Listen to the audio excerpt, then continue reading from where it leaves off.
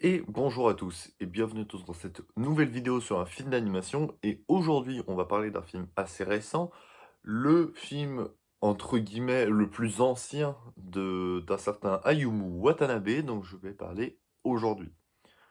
Alors évidemment, Ayumu Watanabe, c'est un réalisateur qui n'a pas commencé sa carrière avec le film dont on va parler aujourd'hui, qui s'appelle Les Enfants de la Mer, mais ce sera le film le plus ancien, a priori, que je vais parler de lui, sachant que son second est sorti 3 ans après, et c'est La chance sourit à Madame Nikiko. Vous avez peut-être entendu parler de ce film. Bah là, on va parler de son premier, Les Enfants de la Mer, fait au sein d'un studio assez impressionnant, le studio 4 degrés. Alors, bien sûr, le studio 4 degrés n'a pas été le seul à produire ce film. Il y a eu aussi Sankyu ou Wanda Pictures aussi qui a participé. Enfin, il y en a plein d'autres. Je crois qu'il y a un total d'une douzaine de studios d'animation ou de studios de production qui ont travaillé sur le projet, mais c'est le studio 4 degrés qui est le studio, je dirais, principal. Et ça se repère assez facilement que c'est le studio 4 degrés simplement par le style du film, le style graphique du film, qui est très reconnaissable dans le style 4 degrés. 4 degrés est un studio d'animation que j'admire beaucoup pour avoir innové son propre style, mais malheureusement, comme la plupart des studios d'animation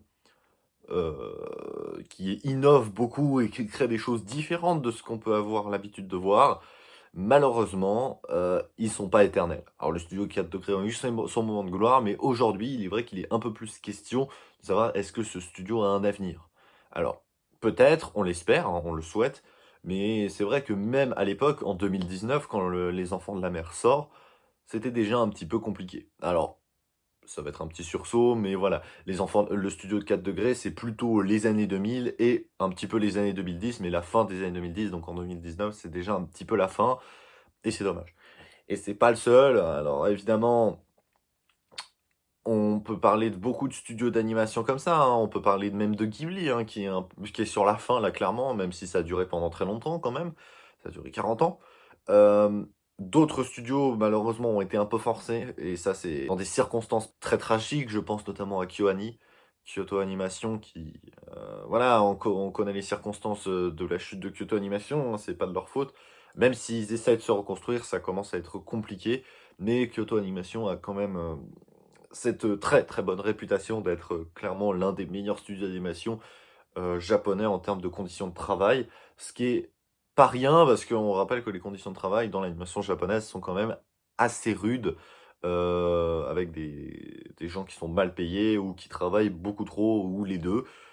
Kyoto Animation faisait exception et c'est toujours le cas, enfin ils essayent que ce soit toujours le cas, mais c'est quand même relativement compliqué après les tels événements qui ont eu lieu, évidemment, comme vous le savez, en 2019.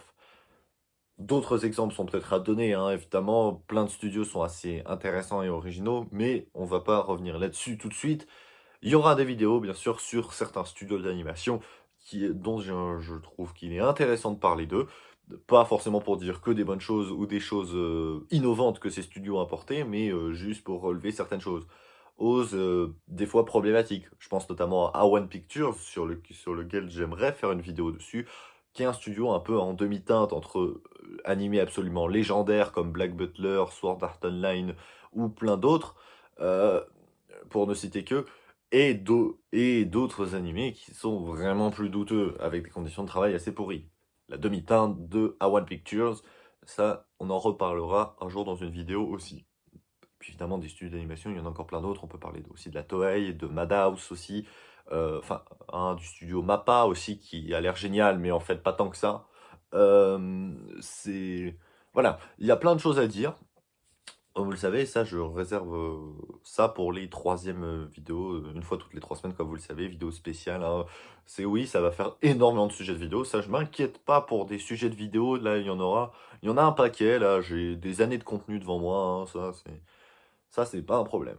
Assez particulier pour ce film, le film Les Enfants de la Mer sort le 7 juin 2019 au Japon et sort seulement le 10 juillet 2019, donc même pas, enfin un petit peu plus d'un mois quand même plus tard, en France. Donc ça c'est assez particulier, c'est très rapide quand même, ce qui indique que peut-être qu'il y avait déjà des traductions entamées, ou alors c'est allé très vite, ils étaient plutôt efficaces. Basé sur le manga de Daisuke Igarashi, Les Enfants de la Mer apparemment rendent plutôt bien hommage à un super manga, Ah, encore une fois, malheureusement, je n'ai lu qu'une petite partie du manga. Encore une fois, aujourd'hui, on parle pas de l'écrit, hein, on en parle quasi jamais sur la chaîne.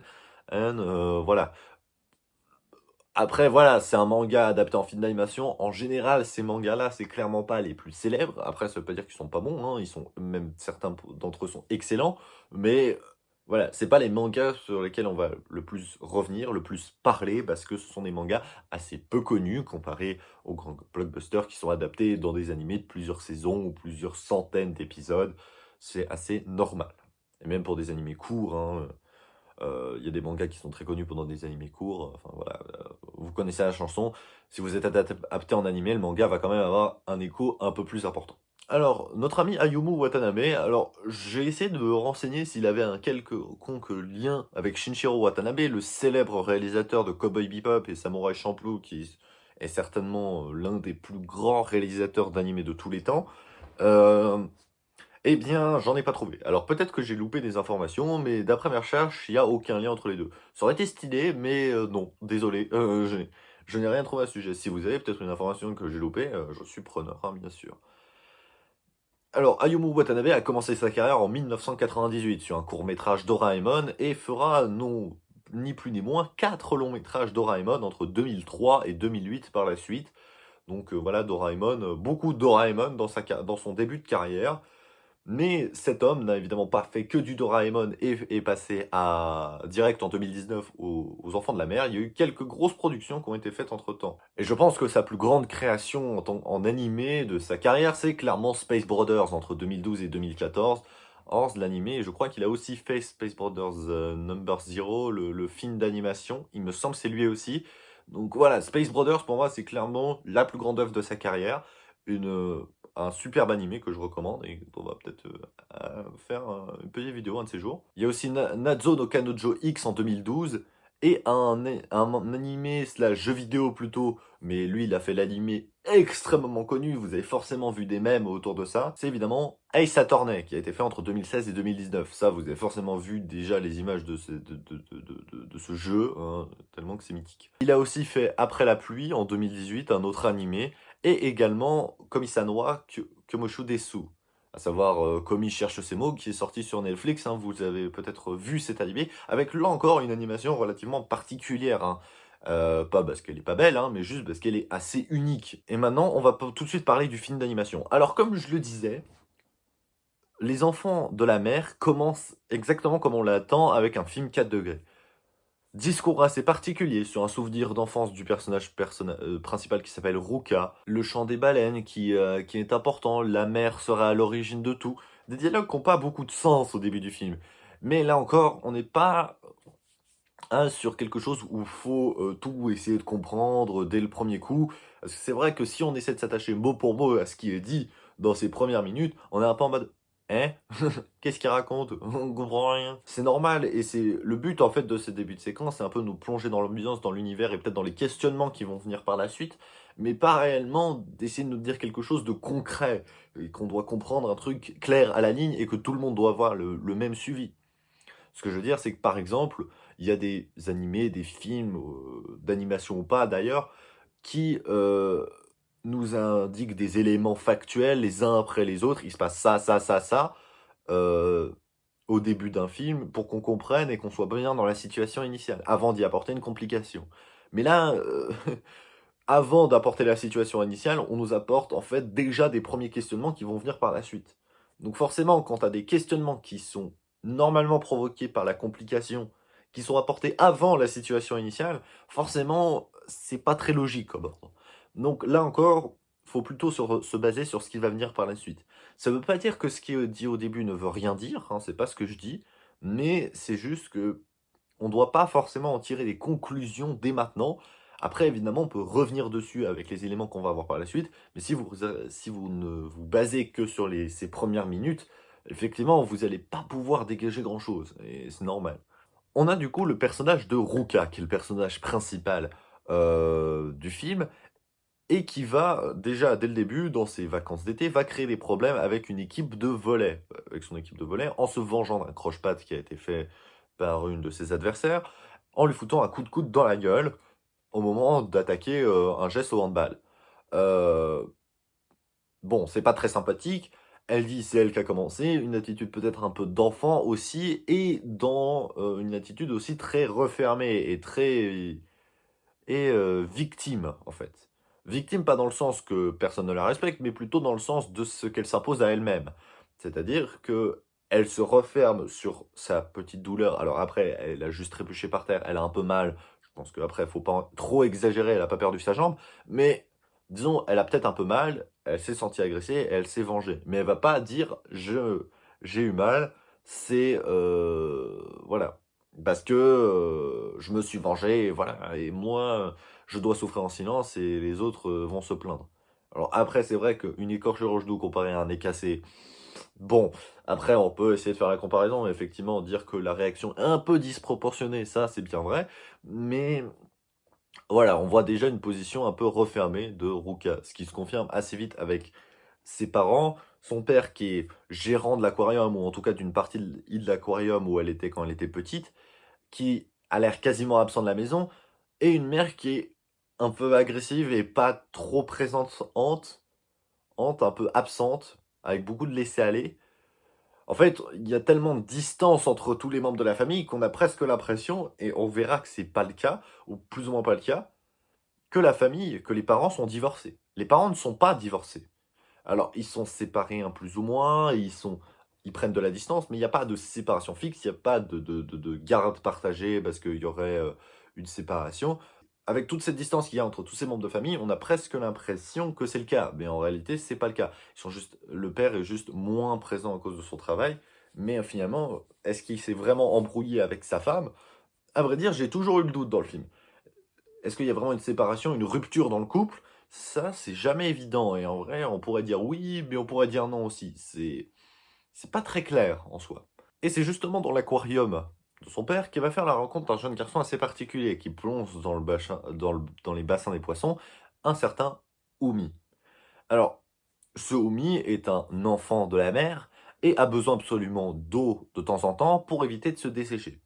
Ce dernier va beaucoup mieux dans l'adaptation à la vie terrestre que son frère, entre guillemets, qui n'est pas réellement son frère, Sola. Alors Sola, lui, il est à l'hôpital, il a un peu de mal à se déplacer. D'ailleurs, on le voit sortir de l'hôpital et récupéré par un certain Jin, qui va aller le récupérer en voiture. Jin, qui est le tuteur, on va dire, de Sola et d'Umi, pour faire des recherches positives, hein, bien sûr, pas des recherches scientifiques diaboliques, pas comme d'autres le voudraient, pour essayer de les comprendre, etc. Ruka de son côté va du coup se lier d'amitié et peut-être tomber un petit peu amoureux d'Umi, parce qu'évidemment, dans ce genre de film, une petite romance, ça fait jamais de mal et c'est toujours présent, même si le film n'insiste pas vraiment dessus. Et c'est pas grave, hein, moi je dis, les romans, c'est pas obligatoire, hein. Ça, c'est les anciennements de Monsieur Hayao Miyazaki, hein, on le rappelle. Alors bien sûr, je ne sais pas pourquoi je parle de lui, parce que ça n'a aucun rapport avec ce film, mais, disons que la première fois où j'ai vu un film d'animation qui utilise des relations un peu rapprochées entre un personnage masculin et un personnage féminin, mais sans forcément tendre vers l'amour, bah, c'est évidemment Hayao Miyazaki qui les a présentés d'abord. Parce qu'il est fort, ce mec. On peut représenter une situation d'amour sans exagérer, c'est possible. Alors, plein d'autres animés et films d'animation se sont inspirés de ces enseignements-là, et peut-être, je ne sais pas, que les enfants de la mer en font partie. Ça, c'est pas sûr, c'est une hypothèse foireuse, hein. Il n'y a rien qui m'indique que c'est vrai ce que je dis, mais c'est possible. Un peu plus tard, alors que Ruka est de retour à son collège, je dirais, euh, elle s'isole dans une salle de classe et commence à déplacer toutes les tables. Elle va être retrouvée par Umi, qui va l'emmener aller voir des feux follets, qui sont un peu des météorites, étoiles filantes, machin, qui va en voir son importance un peu plus tard. Ce qui est intéressant dans cette séquence, évidemment, en la phrase que Ruka va lâcher, qui dit «Je crois qu'au fond de moi, je voulais que quelqu'un me trouve». Sous-entendu, effectivement, il y a un vide en elle, une solitude extrême. Mais bon, le film donne suffisamment d'indications pour que ce que je viens de dire n'est pas vraiment une énorme révélation. C'est pas une analyse ultra révélatrice et impressionnante que je viens de faire. C'est très évident, en fait, dans le film. C'est donné très clairement. du fait de la solitude de Ruka, etc., dû un petit peu évidemment à la relation un peu compliquée avec ses parents et aussi, aussi la relation qui est compliquée qu'il y a avec ses camarades de collège dans l'équipe de handball. D'où l'intérêt d'avoir montré cette séquence de début avec, ce handball et cetera, qui ne sert pas à grand chose parce qu'évidemment, on pourrait se dire: «Elle est forte un peu au sport», on pourrait faire un animé de sport, enfin un film d'animation de sport, mais pas du tout. Effectivement, on pourrait se dire que cette scène finalement sert à rien, mais elle sert justement à faire ce témoignage de la solitude de Ruka. Et c'est là que Ruka va en faire la rencontre de Jin, le fameux tuteur de Sora et Idumi, et qui va lui enseigner le chant des baleines, comment elles arrivent à transmettre les émotions à travers les sons et les vibrations qu'elles font à travers l'océan, vu que les vibrations vont beaucoup plus loin dans l'eau que dans l'air. Ça, c'est vrai, hein, c'est sûr, c'est prouvé. Mais ce passage, en fait, il fait ressurgir le passé de Ruka dans ses souvenirs d'enfance quand elle était devant l'aquarium. On va revenir sur l'importance des souvenirs un petit peu plus tard. Juste après, Umi, Ruka et Sola vont tous s'en aller pour que Ruka fuit sa maman qui est en train de la chercher à l'aquarium. Elle n'a pas envie de la voir, et vraiment une relation très tendue entre sa fille, enfin entre la fille et la mère. Ils s'en vont en pleine mer, et Ruka finit par presque se noyer dans les champs, dans les, dans les vagues de poissons qui passent, et Sola et Umi, surtout Sola, se fout un petit peu de sa gueule, ce qui l'énerve un petit peu. J'avance un petit peu, à la nuit, à la fameuse nuit où ils s'en vont avec Umi, et du coup, Umi et Ruka vont, à travers un typhon, s'en aller et vont retrouver Sola sur une plage. Là où il y a un certain Anglade. Anglade qui est un espèce d'assistant qui a un peu pris ses distances de Jin, le tuteur de Sola et d'Umi. Les quatre sont présents et c'est à ce moment-là, après que Umi ait pêché un petit homard, qu'ils sont en train de manger autour d'un feu, qu'il y a la fameuse comparaison très importante, et le propos principal du film, entre les souvenirs et donc la consistance du cerveau humain, et l'univers, et la mer. En fait, il y a une espèce de pont entre les trois, entre le fonctionnement de l'être, la mer, et l'univers plus en général. Avec cette comparaison que Sol a fait en disant que nos souvenirs seraient un peu des briques d'éléments qui feraient des conglomérats dans notre cerveau, et c'est ça qui crée un souvenir qui attire d'autres éléments de mémoire un peu plus faibles. Un peu comme le fait une galaxie dans un univers. Euh, donc un gros agglomérat qui attire différentes étoiles à tourner autour de lui. La formation d'une galaxie ou d'une étoile dans l'univers. Donc le parallèle entre la consistance de l'univers et la consistance de l'être humain est assez intéressante. Et pour moi, pas totalement absurde, hein, ça se défend, après. On peut un peu imaginer ce qu'on veut, c'est très métaphorique évidemment ce qui est dit derrière.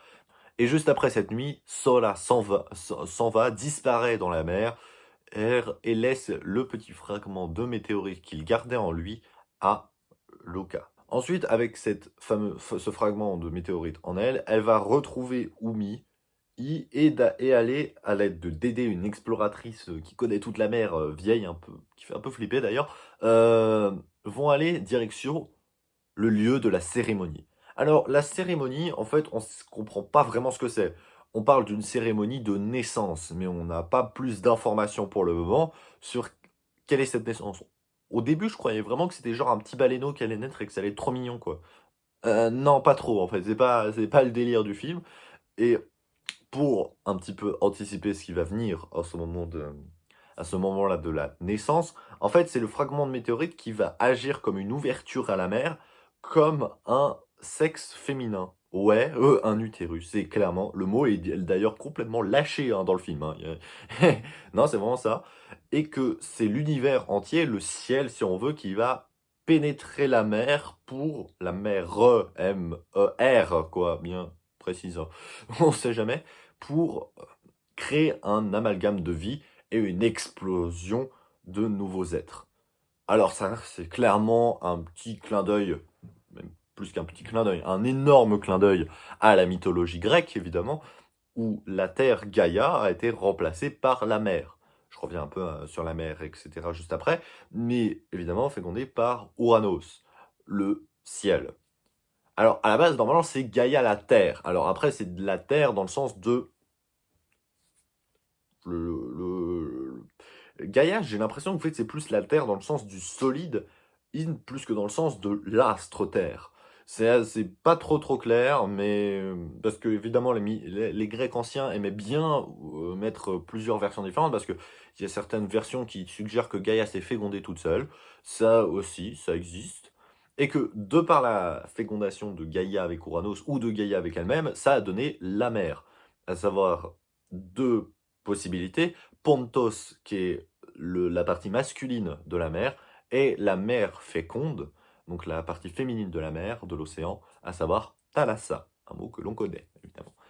Alors, je pense que il y a vraiment une volonté de faire un petit rappel et un peu de réarranger la mythologie grecque, parce que là, c'est plus une fécondation du ciel, elle, sous-entendu plus l'univers mystique avec la mer, donc c'est pas tout à fait ce que la mythologie grecque avait suggéré, mais on dirait que c'est une espèce de petite adaptation de l'histoire ancienne grecque. Pendant tout ce passage où justement tous les autres sont en train un peu de chercher, Jin essaie de masquer leurs traces pour les protéger des orgueilleux, donc des humains qui se verraient supérieurs d'autres scientifiques que l'on voit de temps en temps dans le film, que les parents de Ruka sont à sa recherche, et ben on a un passage où Ruka et Umi sont tous les deux dans l'océan et on ne sait pas vraiment où est-ce qu'on est.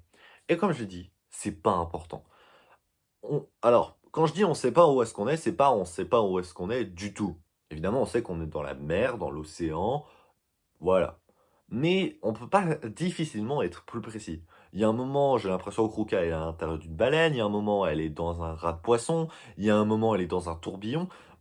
C'est très peu clair, il y a même un moment où elle est dans le ciel, dans l'espace. On sait vraiment pas ce qui se passe et où est-ce qu'on se situe précisément à chaque moment de ce passage de la fameuse cérémonie de naissance. On ne comprend pas vraiment ce qui se passe. Tout ce qu'on sait, c'est que cette météorite, ce fragment de météorite, semble être l'ouverture de la fécondation, en fait, entre la mer et le ciel. C'est tout ce qu'on sait. Et Oumi, en fait, finit par absorber cette petite pierre pour un peu lui-même s'exploser en fines particules et finir par disparaître sous les yeux de Ruka en espèce de millions de galaxies qui vont naître dans le ciel. Bon, clairement, le parallèle entre la mer et l'univers est fait entre les galaxies, les agglomérats, etc. Et même la pensée humaine, comme on l'a dit tout à l'heure. Donc, voilà. C'est très compliqué et on comprend pas vraiment ce qui se passe. Et à vrai dire, on n'a pas besoin pour juste être époustouflé par la beauté de ce qui se passe, que ce soit dans la naissance et dans l'explosion de vie, etc., mais aussi dans le pur dessin, la pure technique qu'il y a dans le studio 4 degrés, et comment en fait l'animation si bizarre du studio 4 degrés fonctionne absolument parfaitement dans ce genre de séquence. Et évidemment, on fait exprès de prendre des films ou des histoires qui ont une possibilité d'avoir ce genre de séquence en leur sein. Évidemment, pour une histoire un peu plus classique, disons-le, ce serait compliqué de mettre des séquences comme ça. Mais vu qu'on peut mettre des séquences comme ça, le studio 4 degrés prend tout son sens. Effectivement, tous ces dessins particuliers avec différentes formes d'expression artistique qui changent un peu tout le temps, ça fonctionne très bien. Et malgré le fait qu'on ne comprend pas tout ce qui se passe dans cette séquence, on arrive parfaitement à communiquer la beauté de la séquence et la vie qui explose et comment Ruka est montré comme quelqu'un qui veut essayer d'empêcher ça d'une certaine façon pour protéger Omi, mais finalement se rend compte qu'elle ne peut rien faire et que ça fait partie simplement du cycle de la vie. Et que c'est comme ça. Voilà. Même si elle accepte difficilement d'avoir perdu Umi et Sora. Même si Sora est un peu un connard, on le rappelle au début. Mais ça, c'est un autre détail. Après tout ce passage, Ruka est finalement en pleine mer, toute seule. Plus les poissons, plus les baleines, plus rien, plus Umi. Et elle est retrouvée par ses parents, qui, je pense, se réconcilient fortement après ce passage. La dernière séquence avant le générique est justement Ruka qui retrouve la fameuse Dédé et va lui dire qu'elle regrette et qu'elle voulait sauver Umi Sola et qu'elle ne se sent pas capable de porter la responsabilité qu'elle a été confiée d'être cette nouvelle porteuse de la météorite et qu'elle ne sait pas vraiment en fait ce qu'on attend d'elle pour l'avenir et qu'elle aimerait revoir Umi et Sola pour une dernière fois. Dédé lui dit c'est pas très important, tu as ton avenir au creux de ta main, les paumes de la main, et surtout, aie confiance en toi, tu en es capable, tu peux le faire, et bonne chance quoi. Et sous ces airs motivés, Umi a l'air décidée à reconquérir tout le monde, notamment avec la dernière séquence avant le générique, où elle ramasse un ballon de handball, pardon, d'une de ses anciennes camarades, et se dit, avec son sourire, je vais un peu me réconcilier avec tout le monde, et ça va bien se passer. Et la Ruka qu'on va voir à la fin a l'air complètement différente. Et après, générique. On pense que c'est fini, mais après le générique, il y a une dernière séquence assez particulière, où que je m'y attendais pas, dans le sens où je m'y attendais vraiment pas, où Ruka va couper le cordon ombilical de son petit frère, ou petite sœur, je ne sais pas, qui va naître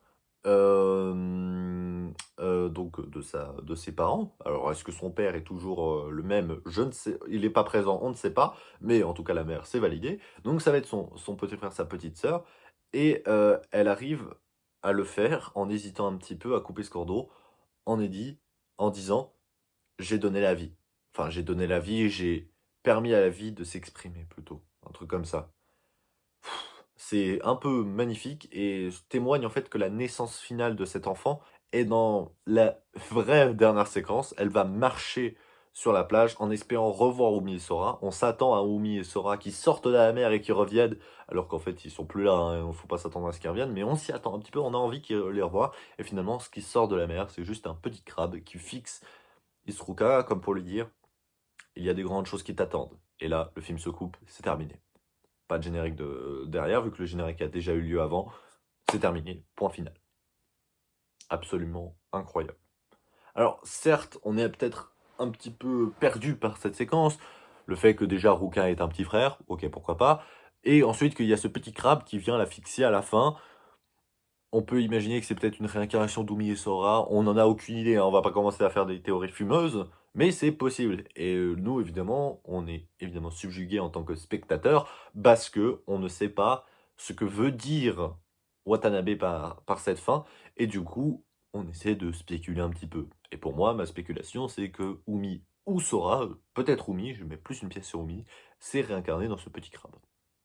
Donc on rappelle, il s'est disloqué dans pas mal d'espèces de galaxies et de prises de naissance de nouvelles vies à la fin, et que donc, pourquoi pas, un de ces petits crabes a pu reprendre une forme de vie